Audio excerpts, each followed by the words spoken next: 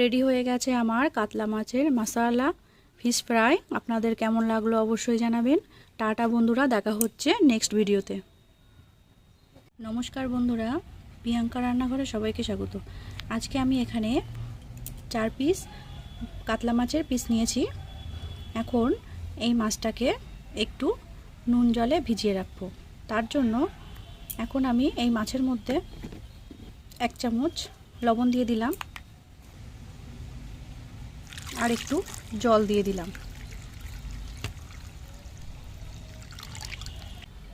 10-15 minute মাছটাকে এই নুন জলে আমি ভিজিয়ে রাখবো। মশলার জন্য এখানে 5টা রসুন কোয়া, একটু আদা কুচি আর একটু শুকনো লঙ্কা নিয়েছি। এটা একটা পেস্ট বানিয়ে নেব। 10 মিনিট আমি এই মাছটাকে লবণ জলে ভিজিয়ে রেখেছিলাম। এখন এটাকে আমি জল থেকে ছেঁকে তুলে নেব।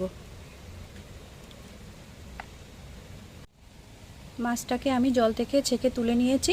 এখন আমি এর মধ্যে লেবুর রস দিয়ে দেব।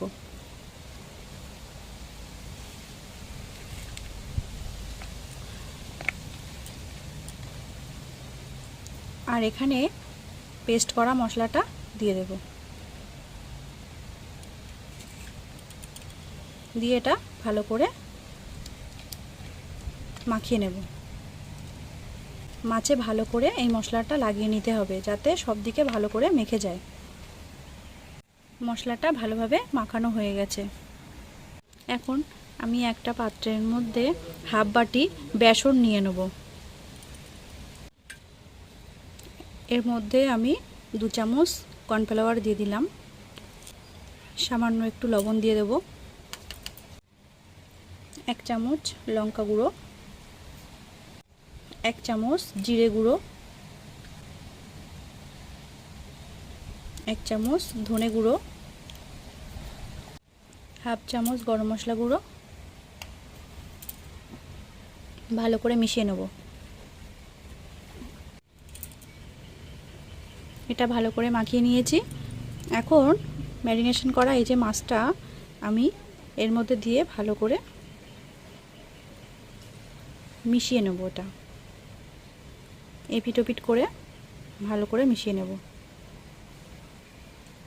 এই যে এটা আমার হয়ে গেছে। এইভাবে আমি সবগুলো বানিয়ে নেব। এইভাবে আমি সব কটা মাছ রেডি করে নিয়েছি। কড়াইতে তেল গরম হয়ে গেছে। এখন আমি মাছগুলো ভেজে নেব একে একে দিয়ে।